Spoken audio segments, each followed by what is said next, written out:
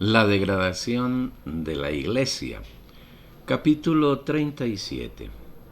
El ejemplo de Filadelfia, primera parte.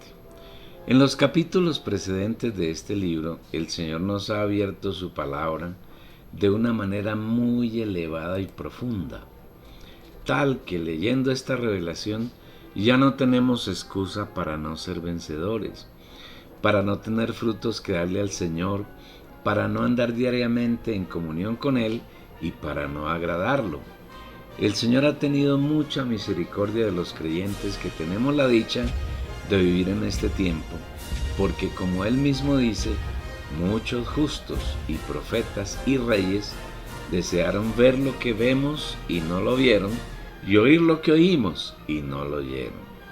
Porque a vosotros os es dado a saber los misterios del reino de los cielos, mas a ellos no les es dado, porque a cualquiera que tiene se le dará y tendrá más, pero al que no tiene, aún lo que tiene, le será quitado.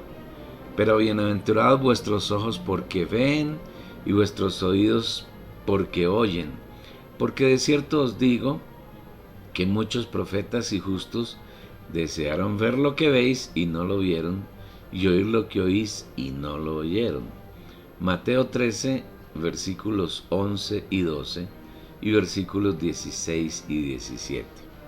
Somos bienaventurados y llenos de la misericordia del Señor al poder tener contacto con estas palabras que han salido del Espíritu Santo y de la Biblia, para que quienes tengan la oportunidad de leerlas y escucharlas, tengan igualmente la oportunidad de hacerlas realidad en su vida.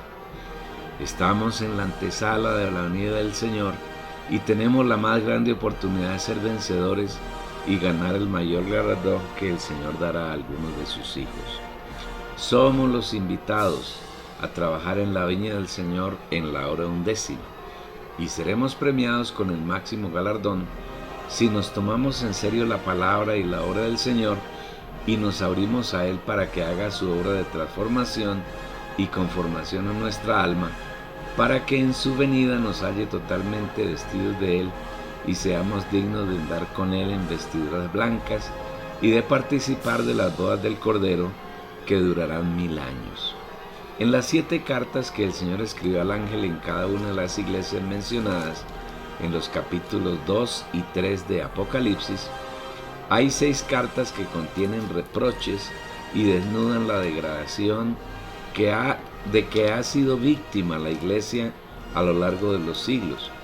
Pero hay una carta donde no hay ningún reproche, ni hay muestras de degradación, sino que es el modelo que el Señor desea encontrar en sus hijos, en aquellos que lo aman, que guardan sus mandamientos y que son uno con Él. Es la carta que el Señor le escribió al ángel de la iglesia en Filadelfia, y de ella nos ocuparemos en estos 3 últimos capítulos del libro. A lo largo de este libro hemos mostrado cada una de las etapas de la degradación de la iglesia, y el Señor nos ha dado las herramientas necesarias para vencer en cada caso.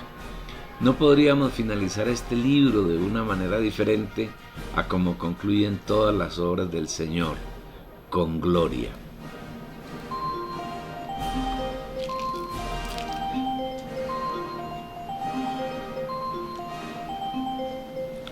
Destacado: en Filadelfia no hay reproches del Señor, no hay señales de degradación, sino que es el modelo que debemos vivir quienes anhelamos agradarlo.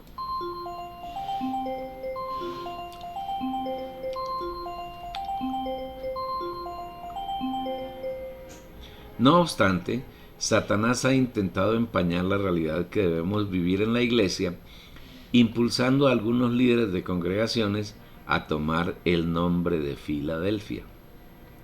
Esto subrayado: es necesario tener claridad en el sentido de que la iglesia no tiene un nombre en la Biblia, porque en el momento que la iglesia es denominada con cualquier nombre, se convierte automáticamente en una división del cuerpo de Cristo, se vuelve excluyente y le abre la puerta al diablo para que él la gobierne y la haga suya y se convierta en un baluarte de oposición al Señor.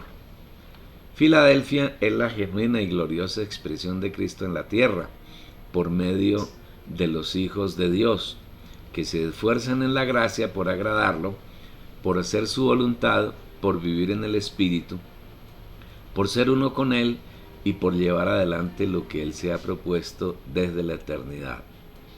Tú, pues, hijo mío, fortalécete en la gracia que es en Cristo Jesús. 2 Timoteo 2, versículo 1.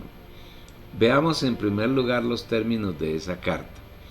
Y escribe al ángel de la iglesia en Filadelfia, el santo, el verdadero, el que tiene la llave de David, el que abre y nadie cierra, y cierra y nadie abre, dice esto: yo conozco tus obras. Mira, he puesto delante de ti una puerta abierta, la cual nadie puede cerrar.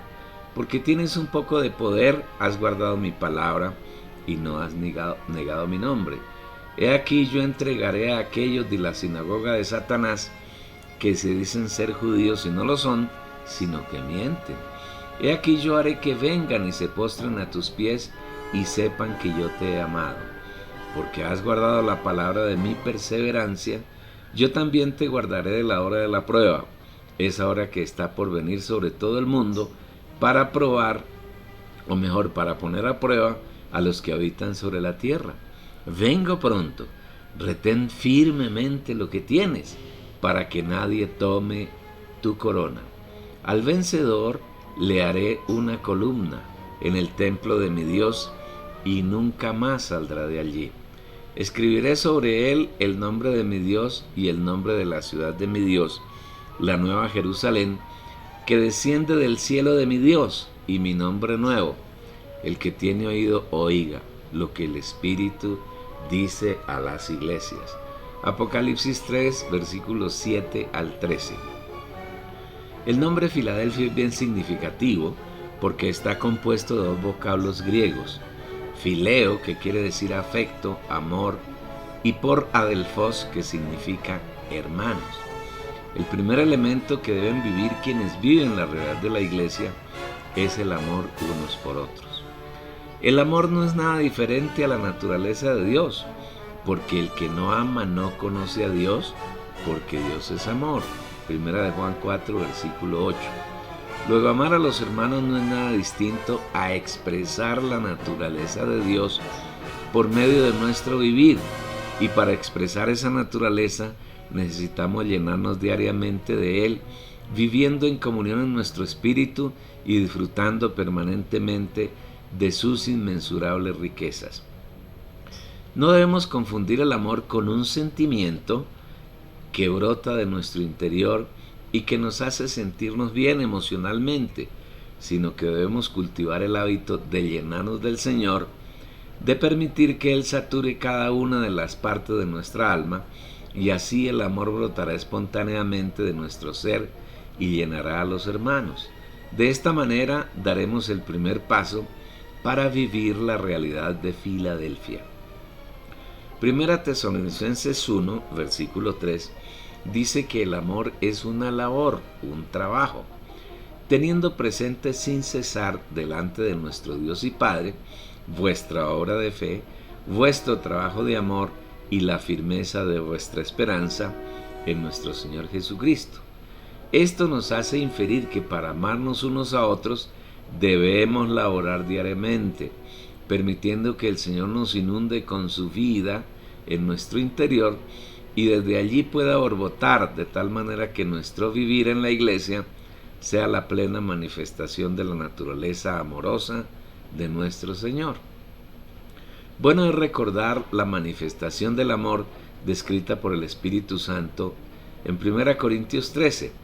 El amor es paciente y muestra comprensión.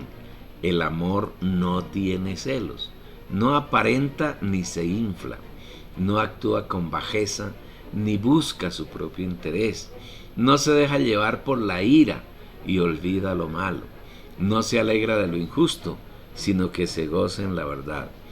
Perdura a pesar de todo, lo cree todo, lo espera todo y lo soporta todo. El amor nunca pasará. 1 Corintios 13, versículos 4 al 8, tomado de la versión Biblia latinoamericana.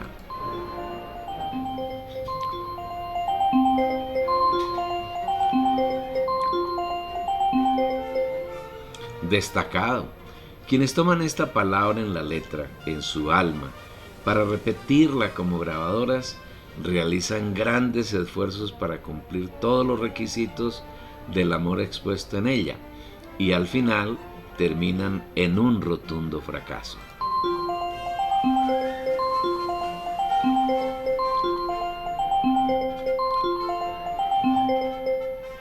No se trata de que tú, querido lector, te esfuerces cada día por ser paciente y comprensivo con los demás, por dominar los celos y por dejar de aparentar lo que no eres y dejar de mostrarte orgulloso, diciendo tener lo que no posees y aparentando ser lo que no eres. No sirve de nada esforzarse por actuar con decoro, sin dar lugar a las pasiones subterráneas, ni por dejar de buscar sus propios intereses. Igualmente es inútil tu propio esfuerzo por evitar la ira y por no recordar el mal que otros te hacen. En verdad, el esfuerzo propio por ganar estas cosas ayuda a acrecentarlas.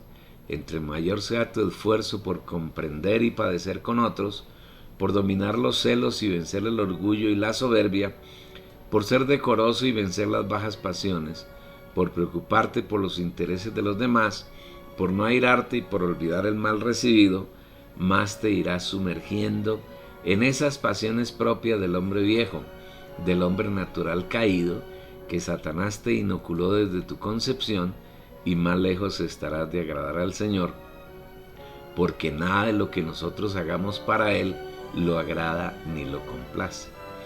Lo que debemos hacer es entrar diariamente en nuestro aposento, en nuestro espíritu humano, donde está el trono de la gracia, en el que podemos hallar gracia y alcanzar misericordia para el oportuno socorro. Y estando en la luz, ser iluminados en cuanto a esas cosas detestables que aún hay en el alma. Una vez que somos iluminados acerca de la soberbia y el orgullo que hay en nosotros, de nuestra falta de paciencia y comprensión para con nuestros hermanos, de los celos que nos queman y nos arrebatan, del egoísmo que nos empuja a buscar nuestros propios intereses, de lo rápido que somos para airarnos y de cómo recordamos y nos enfurecemos contra quien nos ha hecho algún pequeño mal, cuando el Señor, que es luz, nos ilumina sobre todas estas faltas, no argumentamos frente a Él, sino que reconocemos que eso somos, y en nuestro hombre viejo, natural y caído, que necesitamos su perdón, que necesitamos ser limpios por medio de su sangre, y que nos disponemos para que Él haga su obra de transformación en nuestra alma.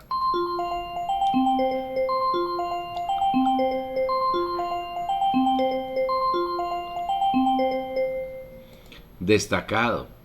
En esto consiste acercarnos confiadamente al trono de la gracia, para hallar gracia y alcanzar misericordia, para ser socorridos en el momento oportuno.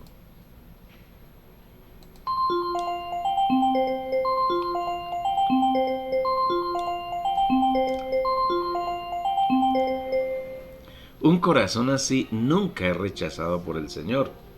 A Él le agrada que lleguemos a su presencia tal como somos, sin aparentar lo que no somos, sino estar en su presencia tal como somos, desnudos, para que Él nos vista de gala con Cristo el Señor. Practicando así diariamente, poco a poco el Señor va creciendo en nosotros, va saturando nuestra mente, nuestra voluntad y nuestra emoción, y en nuestra expresión, en nuestro diario vivir, solamente se manifestará Él. Poco a poco, sin sentirlo de manera inconsciente, a cambio de soberbia y altivez, seremos pacientes y compasivos con nuestros hermanos. Se acabarán los celos, dejaremos las falsas apariencias que están saturadas de orgullo. Viviendo en comunión con nuestro Señor, no seremos esclavos de la ira, sino que seremos tardos para ella y podremos perdonar a quienes nos han hecho daño y olvidar sus actos contra nosotros. Un creyente que busca ser lleno de la naturaleza amorosa del Señor nunca se alegrará de los actos injustos de otros, sino que siempre se alegrará de los procederes justos, así sean dolorosos. Su gozo se manifestará con la verdad, que es la persona del Señor mismo, un Hijo de Dios que lo busca en su trono de gracia, persevera por encima de todas las circunstancias, favorables o adversas, le cree todo al Señor, lo espera todo de Él y anclado en Él soporta cualquier situación que ocurra en su vida. Un creyente de estas características está listo para pasar la eternidad en la presencia, en el gozo y en el disfrute del Señor. Enfatizamos el hecho de que amar no es una labor aislada del creyente, sino el trabajo que le permite al Señor hacer diariamente en su vida. Haciendo así, estamos viviendo la realidad de Filadelfia, el amor entre los hermanos. No vivimos en una, comillas, iglesia que se llama Filadelfia, sino viviendo a diario al Señor como el amor que nos une con los santos, los hijos de Dios. Y el que nos adhiere firmemente con vosotros a Cristo, y el que nos ungió es Dios. 2 Corintios 1, versículo 21. Todo esto es parte del significado de Filadelfia.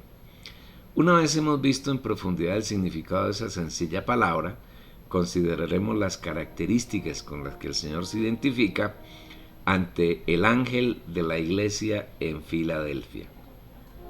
Así habla el santo, el verdadero, el que guarda la llave de David. Si él abre, nadie puede cerrar, y si cierra, nadie puede abrir. Apocalipsis 3, versículo 7, versión Biblia latinoamericana. Primero, santo. En primer lugar, el Señor se presenta como el santo. La santidad es uno de los atributos de Dios y quiere decir que Él no es común, que es separado de todo lo común, que en Él no hay nada inmundo ni pecaminoso y que Él es el único santo en todo el universo.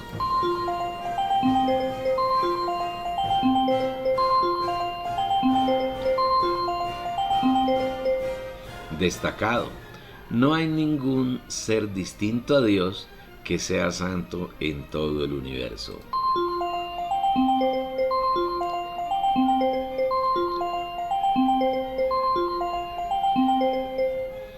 Dios es santo y se presenta al ángel de la iglesia en Filadelfia como el santo, no para ser único, para sobresalir frente a la creación, sino que en su propósito eterno, en su inconmensurable amor por el hombre, nos ha hecho partícipes de su santidad.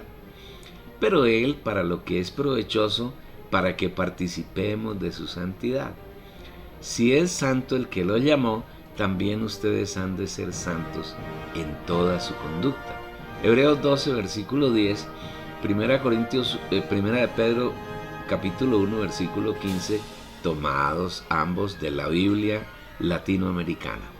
En otras palabras, el Señor se presenta al ángel de la iglesia en Filadelfia como el santo, no para presumir que es santo, sino para decirnos que de ese atributo maravilloso todos sus hijos podemos participar y tenemos que llegar a ser santos como Él es santo. Qué herejía más absurda y temeraria cuando las personas saludan al Papa y lo tratan de su santidad o santidad. La actitud de ese perverso personaje es igual a la de Satanás queriendo hacerse igual a Dios. Tú que decías en tu corazón, subiré al cielo en lo alto, junto a las estrellas de Dios, levantaré mi trono y en el monte de testimonio me sentaré a los lados del norte. Sobre las alturas de las nubes subiré y seré semejante al Altísimo. Mas tú derribado eres hasta el Seol, a los lados del abismo. Isaías 14, versículos 13 al 15. Y la misma actitud que tendrá el anticristo cuando sea levantado en la época de la gran tribulación, el cual se opone y se exalta sobre todo lo que se llama Dios y es objeto de culto, tanto que se siembra en el templo de Dios proclamándose Dios. Segunda Tesalonicenses 2, versículo 4. El Papa Católico es un claro prototipo del anticristo. El Señor es el único santo y el único digno de recibir el título de santidad o su santidad. el Papa no es más que un engendro diabólico, y quienes lo llaman así rinden culto de adoración a Satanás. Recordemos lo que ocurrió a Pedro cuando fue a predicar al Señor Jesucristo entre los gentiles en la casa de Cornelio. Cuando Pedro iba a entrar, salió Cornelio a recibirle, y postrándose a sus pies adoró. Mas Pedro le levantó diciendo: levántate, pues yo mismo también soy hombre. Hechos 10, 25 al 26. Algo bien distinto es que Dios, en su inmenso amor y misericordia, nos haya hecho a los creyentes partícipes de su santidad y seamos santos, pero no para tener un título con el cual los demás nos reverencien, sino para que tengamos una realidad en nuestro diario vivir. En el momento en que recibimos al Señor, Él entró en nosotros y santificó nuestro espíritu, nos hizo santos. Por eso el saludo del Espíritu a la iglesia en Corinto por medio de Pablo, a la iglesia de Dios que está en Corinto, a los santificados en Cristo Jesús, los santos llamados, con todos los que en cualquier lugar invocan el nombre de nuestro Señor Jesucristo, Señor de ellos y nuestro. 1 Corintios capítulo 1, versículo 2. Igualmente es insultante la actitud de la religión católica al tomar un poco de personas y canonizarlas como santos para rendirles adoración. La mayoría de esos santos fueron hombres incrédulos y corruptos, y a excepción de los apóstoles, ninguno fue regenerado, nacido de nuevo ni hijo de Dios. Es una burla a la santidad de Dios y al verdadero significado que le da el Señor a uno de sus atributos. Segundo, verdadero. La segunda característica que le muestra el Señor al ángel de la iglesia en Filadelfia es la verdad. Él es el verdadero. A lo largo de este libro hemos afirmado muchas veces que la verdad no es un concepto filosófico, como lo define la ciencia y como lo define el mundo, concepto que tiene que ver con lo bondadoso, lo generoso, lo estético, lo honesto, lo sincero, lo ético y lo que inspire confianza de una cosa o un hecho. Se discute si la verdad es subjetiva o es objetiva y si es absoluta o relativa. Finalmente, la verdad para la filosofía, como todas las cosas tratadas por ella, es un término que no llega a una definición concreta.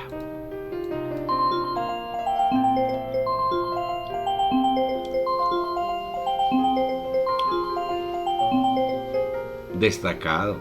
Desde el punto de vista de Dios que está expresado en la Biblia, la verdad no es un concepto ni tiene que ver nada con lo bueno o con lo malo, con lo ético, lo estético o lo honesto, sino que la verdad es una persona, el Señor Jesucristo.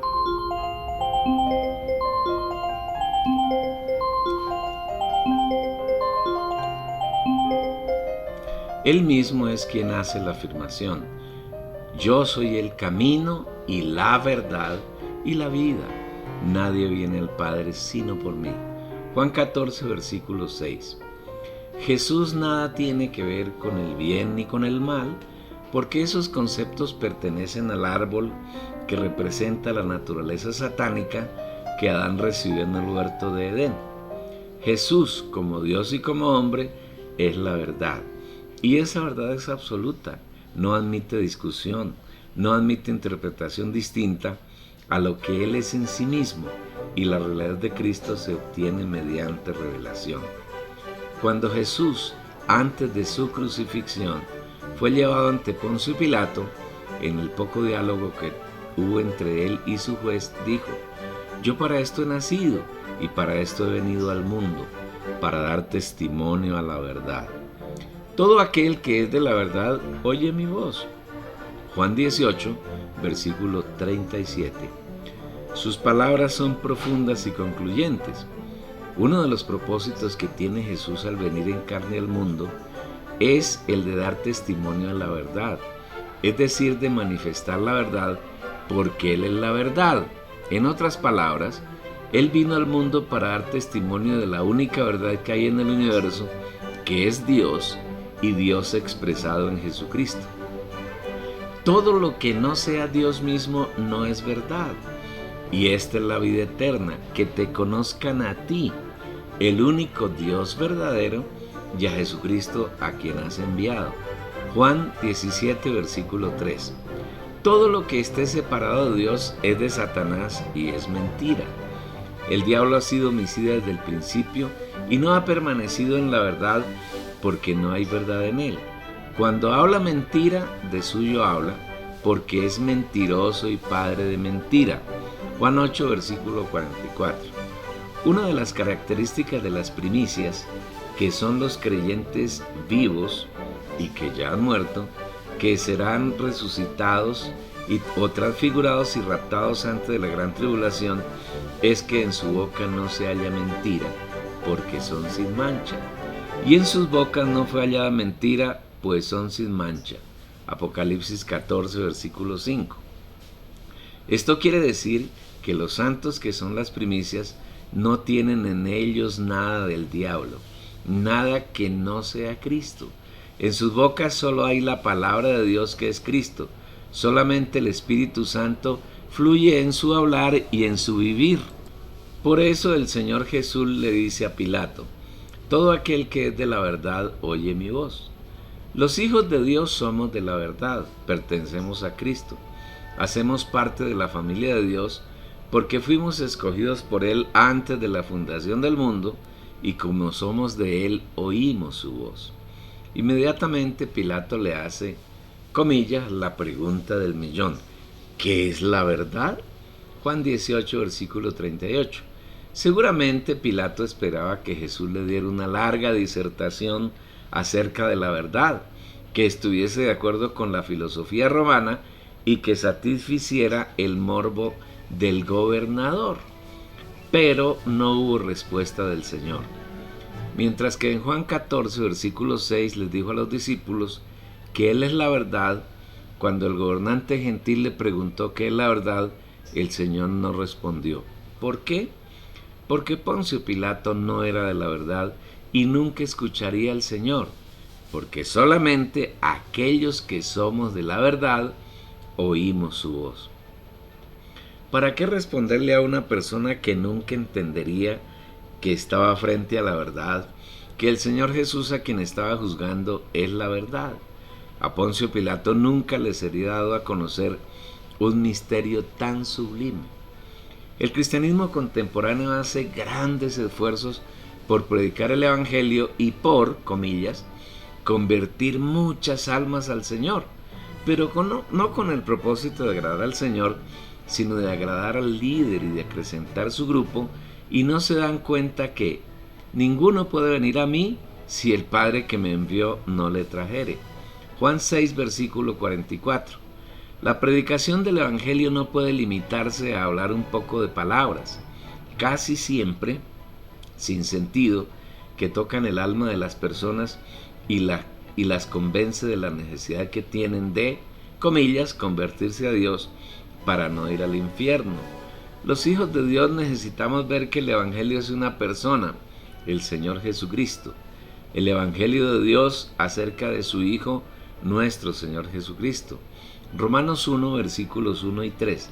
Y predicarlo a Él consiste en inocularlo en el espíritu de las personas para que sean regeneradas, es decir, para que nazcan de nuevo en su espíritu, y desde allí, paso a paso, saturar sus almas hasta que sean llenos de toda la plenitud de Dios. Para eso, quien predica debe usar su espíritu, y desde él debe tocar el espíritu de otros. Hay que tener en cuenta dos aspectos muy importantes en la predicación del Evangelio. El primero, que la predicación del Evangelio tiene como meta llevar a las personas al Señor Jesús, no a un grupo cristiano. Y segundo, que cuando predicamos el Evangelio, que es la persona misma del Señor, solamente lo oirán aquellos que son de la verdad y que son traídos por el Padre a Cristo. En el ámbito evangélico están convencidos de que la predicación del Evangelio debe hacerse solamente entre los incrédulos, y no se dan cuenta que los más necesitados de la predicación del Evangelio son los mismos creyentes, porque todos los hijos de Dios necesitamos crecer hasta llegar a la unidad de la fe al pleno conocimiento del Señor Jesucristo, a ser un hombre corporativo totalmente maduro, que dé frutos permanentemente para el deleite de Dios y alcanzar la medida de la estatura de la plenitud de Cristo. En otras palabras, hasta ser exactamente iguales a Él en vida y en naturaleza. El genuino predicador del Evangelio tiene la carga que tuvo Pablo. A Él anunciamos, amonestando y enseñando a todos en toda sabiduría, para presentar a todo hombre perfecto en Cristo. Por eso me afano, luchando con la fuerza de Cristo, que actúa poderosamente en mí. Colosenses capítulo 1, versículos 28 y 29.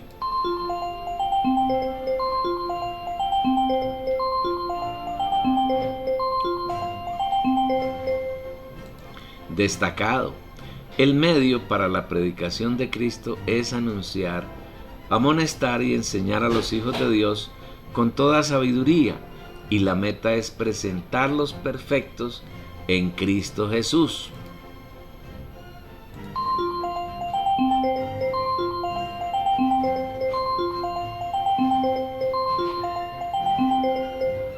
Ese debe ser el afán y la lucha de todo creyente genuino.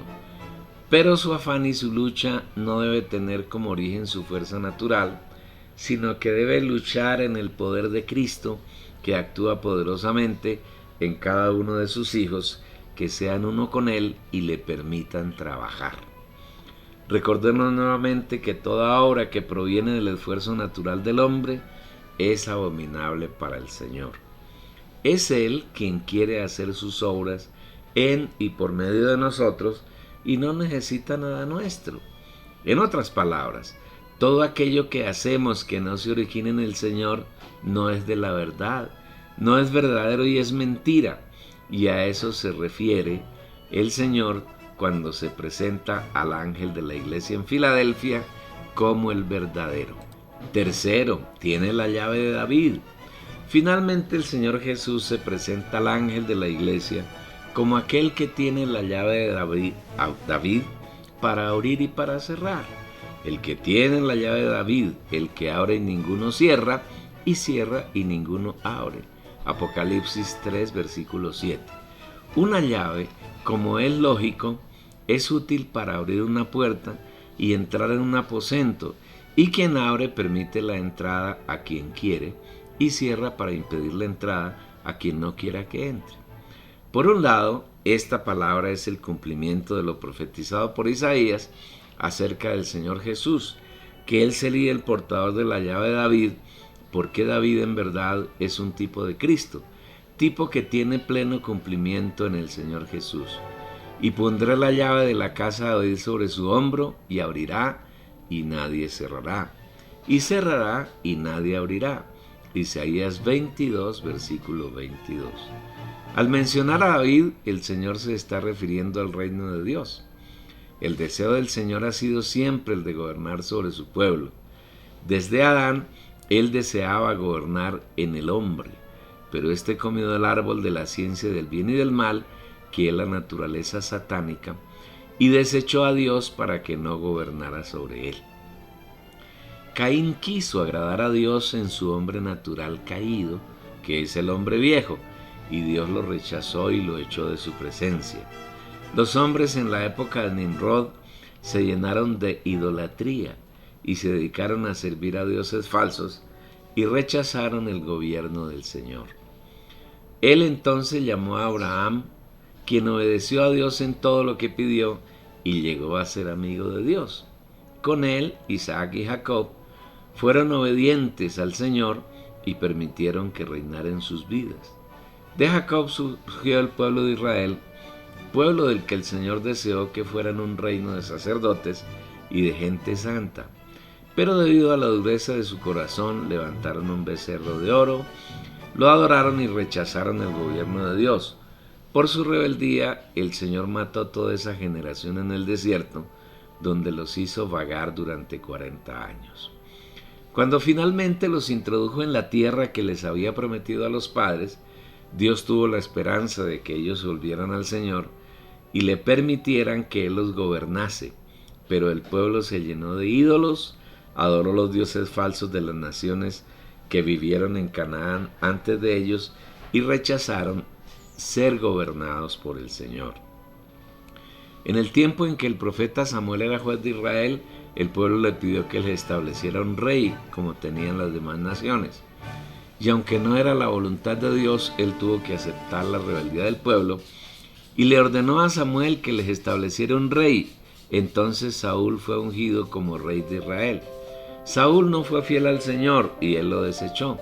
En su lugar fue ungido David, de quien Dios declaró que era un hombre conforme a su corazón y que haría lo que él le dijera. A pesar de los muchos errores y pecados que cometió David, se arrepintió, fue fiel al Señor y estableció con él un pacto perpetuo, a tal punto que siempre que hubo un rey sobre la casa de Judá o un gobernante, perteneció a la casa de David, hasta que vino Cristo, quien también era de la descendencia de David.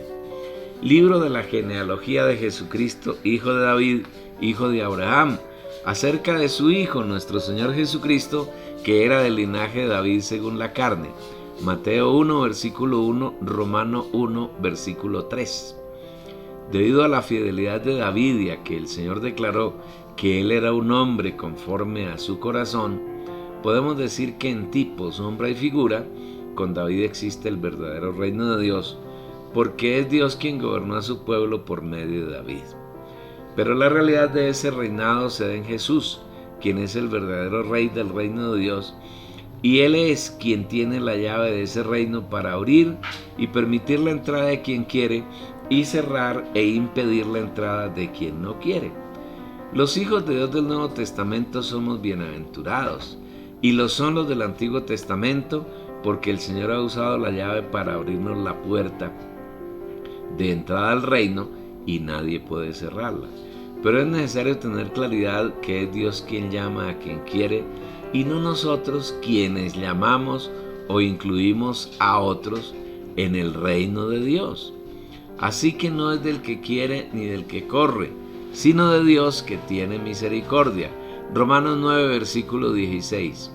A esto se refiere el Señor cuando se presenta al ángel de la iglesia en Filadelfia, como el que tiene la llave de David, el que abre y ninguno cierra, y cierra y ninguno abre, indicando que en su soberanía Él decide a quién le abre la puerta para entrar en el reino de Dios y a quién le niega la entrada a ese reino.